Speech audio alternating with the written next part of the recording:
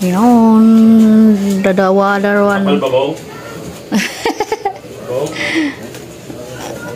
Sabi ni Bong, ang kapal.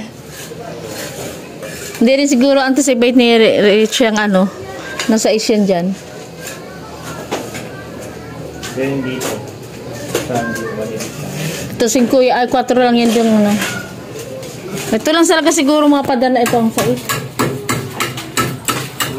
Kain yung una doon. Kasi ito makapal din eh. Kaya pala itong nasa pagitan namin ni Paring Arman, pinasais din kasi sabi niya, nagsais daw siya dyan eh.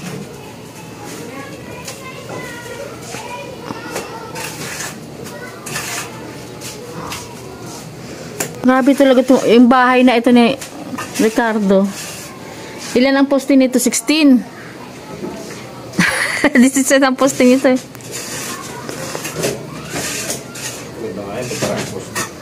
Kaya nga 16. Tapos ano din, ganyan 16 din yung ano. Ako nagpagawa ng bahay, puro poste lang. Puro poste na lang. Ay, mas ano yun, mas presko yun. Mas presko yung pag puro poste. Tapos, hard-deflex na yung pader. Maganda nga poste yung ano, yung... Ayun o, yung 2 PVC na malaki. Uso yun sa probinsya, ano eh, PVC na malaki, tapos lalagyan bakal sa loob. Bubuhusan. Kita ko sa mga ano. Diba? Bilog na. Tapos yung mga ayodod nila, puro PVC. Kaya nga, PVC na. Puro PVC lahat eh. Ang ganda nga nung dating, ang ganda kaya nangyari nun. Puro PVC ang ano, poste. Kung malaki lang yung space natin dito, ano, ang ganda din may terrace ka sa labas. Kapi-kapihan. Kaya lang, dikit-dikit na talaga eh.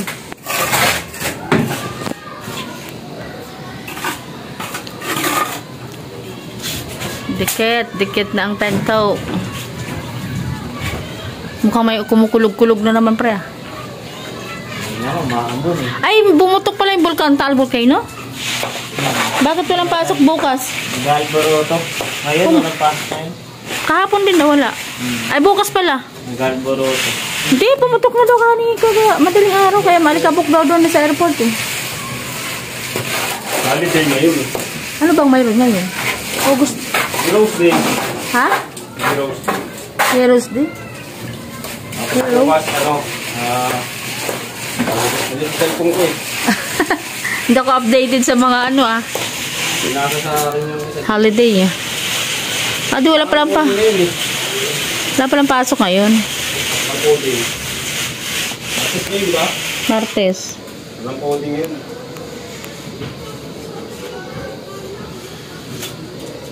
Mga kalorong. Ang taas ng ano niya, ano? Lagyan kaya natin na sako yan dyan para hindi ka na bumalik. Baka umulan eh. Baba ko. Ayun no, may mga sako ng bistay. Para may kumukulog-kulog eh. Maganda na yung sure sa... Ayun o, mga sako ng bistay oh, para sure. Ang taas pa naman yung balikan mo.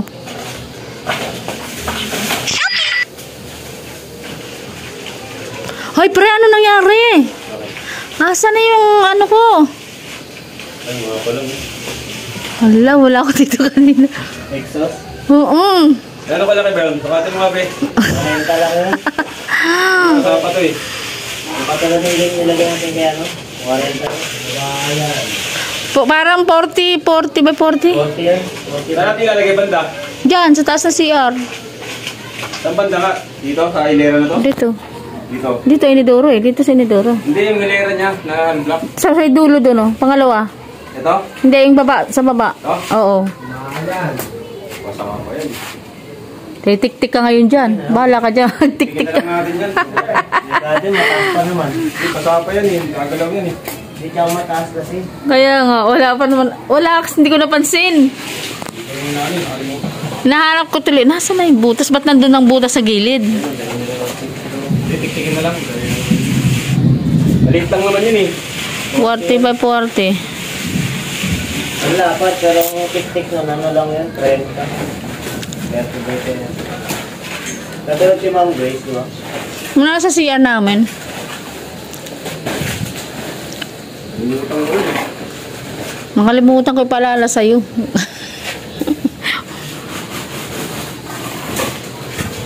Ano ba? Hindi naman pwede dyan sa gilid at ang ano naman dyan, wala naman dyan ano. Wala, may tubo yan eh. Kaya nga. Kaya iniwan ko kasi hindi tayo lang. Hindi ka nakakabito ng ano. Mag-ano ka pa dyan? Nakakabito ng PVC.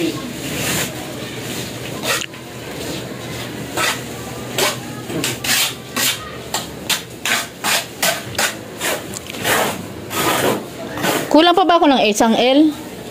Anong isa? Ang dami niyan. Ilan ang kulang kong L? Nabot na kayo nakaraan yan eh. Ilan ba yun, Siyam? Isa. Isa. Dito, isa lang to kasi abang lang to dito eh. Para sa dito na to eh. Sa CR dyan din.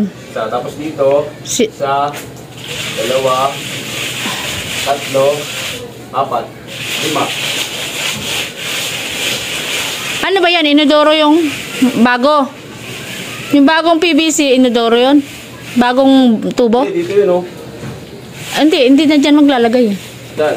Sa labas? Sa taas na. Oh, sa loob na ng nitong taas. Hindi na yan lalagyan dyan. Kwarto yan eh. Ginawa lang mo na yan pansamantalang kusina. Dito na lang. Dito lang. Kasunod din yan. Ibig sabihin, wala na pala yan dyan. Wala. Kwarto yan. O, hindi ano lang. Dyan lang. Dalawa. Isa, dalawa. Tatlo lang. Oo. Wala na yan dyan. May isa pa. Ito. May isa pa dito. Yung Sahara dito. Nasa tinabi niya. Hindi yan siya. Wala na yung PVC. Dyan. Ayun oh. Ayun. Dalawa na lang. Kasabay din yan ng isang tubo. Saka na?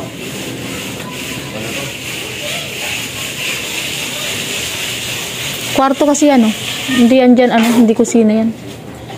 Ayun ano? Ayan, dito tayo. Ginawa lang yan ni Bong yung kusina kasi wala kaming kusina dyan eh. Ikaw ba nagawa ng Bong? Yung kusina dyan? Kaya nga eh, walang sa kusina eh.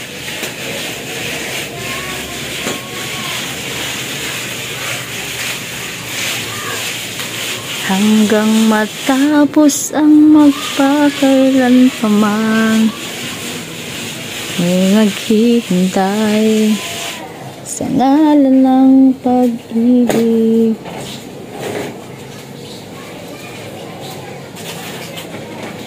Kahoy na lang dito sa latag ko. Ano yan?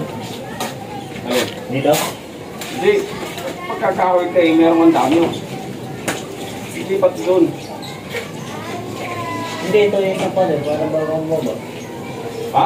Ito, isang patong pa. Ano? Ito. Kasi naman ito, nagagawin na ako. Ang galing na ito dito. Lexi! Baka to. Parang ayaw mo palis dito ah. Init na eh.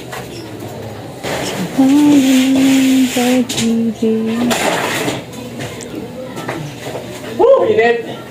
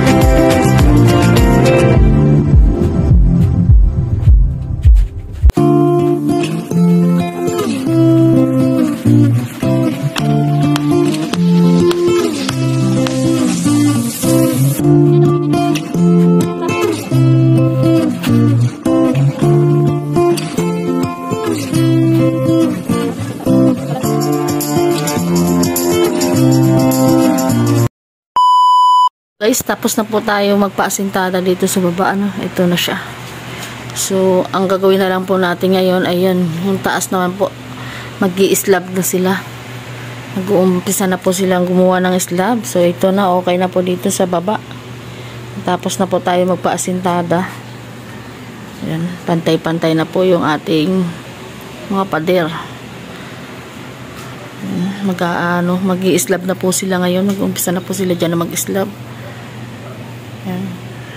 Medyo ang laki ng kusina, oh. Maganda po yung malaki ang kusina namin, yung lutuan. Para maluwag kikilusan. Tapos ito po yung CR, oh. Medyo malaki din yung CR. Pero kasama po kasi dyan yung labahan. Kaya ito. Tapos ito, yung toro. Ayan, nagpalagay po dyan si Rich ng parang cabinet. Ay, basa pa siya. Parang cabinet dyan, nakahulma. Pinabuhusan. So, nakahulma yung cabinet dyan. Hollow blocks. Ayan, medyo tapos din tayo, no? Sa ilang araw. 10 araw nilang nasindadahan ito. 10 days, 10 araw din silang gumawa dito. So yan. Hindi pa natapos. Palitadahan itong kabila. Yung pinabakbak nating pintuan, hindi pa natapos palitadahan yan. So yan, ito ngayon ang medyo matrabaho yung pag-i-slab. Kasi hindi po tayo pwede magpa-yero dyan. Kagaya nga po na sinabi ko, ay talagang napakadelikado po pagka na-yero po ang pinalatag namin, kasi baka po magkaroon ng kuryente yung buong bahay pagka yan ay kumuskus dun sa live wire dyan sa labas na yan ng trapal. Malapit lang po kasi dito bandalas pa naman po yung bagyo, malakas na bagyo. Kaya hindi mo talaga maiwasan na yung wire ay kukuskus sa yero. Kaya para makasiguro po at na safety na din po ng lahat. Yan. Nag-decide po kami na mag-slab na lang talaga kami dito. Tsaka marami kasing pong bakal na mga nakausli. Konting bakal na lang idadagdag natin dyan. Para hindi na rin po kalawangan yung mga bakal na yan na mga nakausli na din. Mga nakaabang. So yeah, thank you Lord sa blessing. Yan, sana po ay mabless tayo ni Lord, kasi ang problema ko dito ay yung pambayad sa pambayad sa mag-i-slab dito po, kasi pagka ganun ng trabaho ay pakyawan, medyo madugo-dugo din ang presyo pagka ganun. Ito po kasi second floor noon, ito inaapakan natin, ay kinontrata din siya. Ito, kukontratahin din po nila yan. Nasa 30,000 po ang labor niyan. ay sana maghimala ang langit. Maghimala ang langit at meron tayong mapagkukuhanan ng pang ano dyan. Pero I trust the Lord. So yan guys, hanggang dito lang po muna tayo.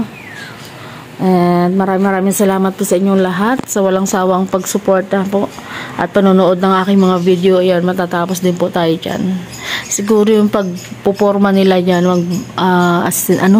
pag-i-slab po ay abutin niya ng mga mahigit 1 linggo din bago mabuhusan. Kasi medyo matrabaho din po yung paglalagay ng mga runners. Medyo yun po ay medyo mahigpit po kami sa ganun. Dahil yun po ang ating business dati, yung pagbubuhos ng mga ready mix sa mga bahay, yan, sa mga kalsada.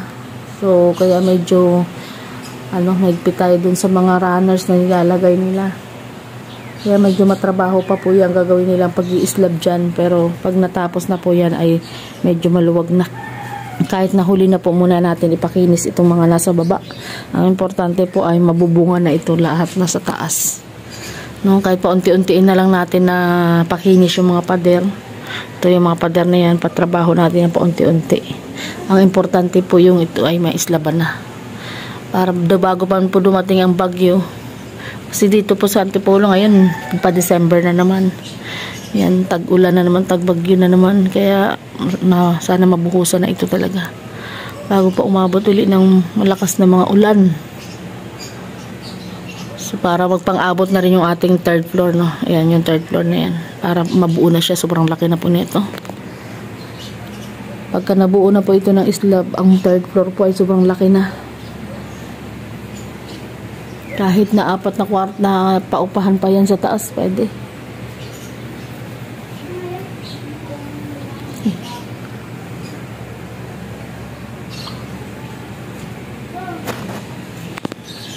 Apat na pinto. Pwede pa po kami 4 na pinto sa taas. Oh.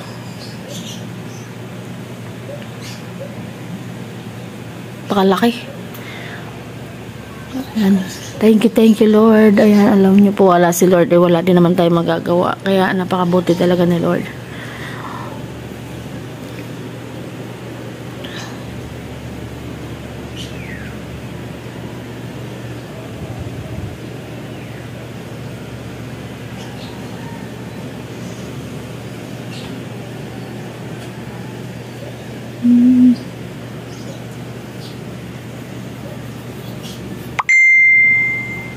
Thank you po. God bless. Shoutout po sa inyo lahat. Ayan.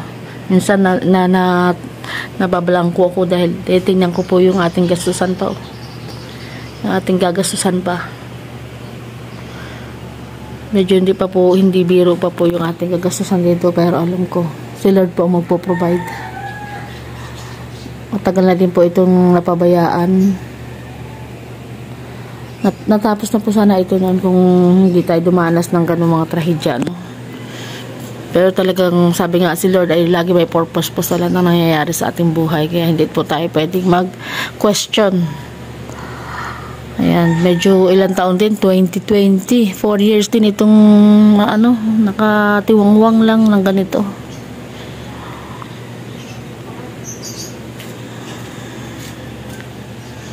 Tiwangwang lang siyang ganyan. Nauna po kasi ito kaya ito na huli kasi mainuna ni Rich paggawa yung apartment sa baba. Pinatapos niya yung 4 na pinto na apartment dun sa baba. Yung nakita nyo po yung isang vlog ko na may apartment tayo na binablog. Yun, mayroon po dun 4 na pinto na apartment. Yun po ang niya, tinapos niya muna para matauhan at mapaupahan. So, pero hindi rin po nga napaupahan yun dahil pinabakante ko talaga yun ng ilang halos almost 1 taon, pinabakante ko yun dahil gawa nung kuryente tubig nga na hindi binayaran nung nakatumira doon. Dahil nga wala kami dito, parang naging abusado na din yung mga tumira. Yung kinita po ng pagpapaupa ay kulang pa dun sa pambayad ng kuryente na ginamit nila na iniwan, no? Almost 40,000 ang iniwan na kuryente. Tapos tubig pa. Kaya nainis po ko doon, pinabakante ko po yun. Ngayon lang po yun natauhan nung dumating po ako dito. So kailangan na po talaga ng personal na magsusupervise ng mga ganong pag-business, kasi pagka pinabayaan mo yung mga taong nakitira, walang pakialam kasi hindi naman sila ang namang problema pagdating ng araw. Kaya ayan, thank you Lord. Siguro ngayon ay tuloy-tuloy na natin yung pagpapatapos nitong ating mga naiwang hindi pa tapos. Ayan, pagka naislaban po yan, pag naislaban po itong third floor na yan, itong bububungan nila ngayon, ay mag-hollow blocks po tayo para abutin natin yung pang-apat na palapag, yung rooftop. Pero sabi ni Rich ay hindi na daw yan bubuhusan. Ang gagawin na po dyan ay yung steel deck, ay ano na, long span, kagaya po ng bubong nung nasa 4th floor. Oh. Ito lang po ang may buhos dito, yung nasa harap. Pero po itong nandito po sa kalahati na yan ay long span na po yan, tapos bakal. Ang trashes na bakal. So ganyan na din po ang gagawin natin dito sa kabilang side, sa bubong nito sa 3rd floor. Trashes na lang din yan at maglo-long span. Makapal po yan yung yero dyan, kaya nakikita nyo nakakapag-garden tayo sa taas gawa nung sobrang kapal po ng yero. 0.6 yata ang gamit namin dyan na long span. Kahit tumalon-talon ka at mag-basketball dyan sa taas ay hindi siya yung nayuyupi, parang walang epekto. So yan, thank you po sa inyong lahat sa walang sawang pagsuporta sa aking mga video sa panonood. God bless po and mabuhay po tayong lahat. Shout out po Ma'am MJD, Ma'am Marites Umblas, ayan, Sir Mrs. Nora Skaterin, Sis May 6, ayan, Ma'am Lilibet Florendo, Sir Jeremiah TV Vlog, and Sir Wingan ng USA. Shout out po Ma'am Lena Barbose, ayan, shout out. Ma'am Asun Batul, Ma'am Joy Castillo, Ma'am Sultan Kudarat Girl, shout out po. And sa lahat po, ayan, sa Team Tanod, shout out po. Team Showmay, ayan, Kalahi Community, shout out. Seven Care, ayan, Team Trulala, and Team Kalingap, syempre shout out po, ayan, Kuya Bal Santos Matubang, Ate Edna Vlogs, and Kalingap Rob. And sa ating po mga titas, ayan, shout out po sa tita, kay Tita Anya Ramilia, Tita Terry Anderson, ayan, Tita Maria Luis, Tita Irma Hogan, Tita Emily Victoriano, Tita Love, and Ma'am Lita Javier, shout out po kay Sis Arte Heart, Annalyn Ormatan, ayan, sa Jules 5, thank you po sa inyong lahat. And sa mga solid supporters and viewers po natin, ayan, kay sa Gracia Hernandez, ayan, Ma'am Gracia Hernandez, shout out po. And Sis Angelita Ako Vlog, Mimi Bear, ayan, lagi po nakikita sila sa aking mga video. And sa lahat po ng mga solid supporters, ayan, kay Sis Noraina Kiram, ayan, shout out. And sa lahat po ng mga nagko-comment sa aking mga video, ayan, sa mga nare-recognize kong mga pangalan, sa dami po ninyo ay maraming salamat po sa inyo lahat. And syempre po, supportahan po natin Joey the Great, ayan, ang Great Team Moray nun, at ang kanyang mga team, ayan, Edna Condor, ayan, maraming salamat, and God bless, mabuhay po tayong lahat. To God be the glory po. Ayan, 5 o'clock pa lang po ng umaga ngayon. Medyo ngayon lang po ako nag-end ng ating video kasi kahapon ay may ginagawa sila at biglang bumusyong ulan. So, early in the morning, I woke up. And, ito nga, tinapos natin yung ating video. So, 5 o'clock pa lang po ito ng umaga kaya medyo madilim-dilim pa. Ayan, God bless. Mabuhay po tayong lahat. Bye-bye po.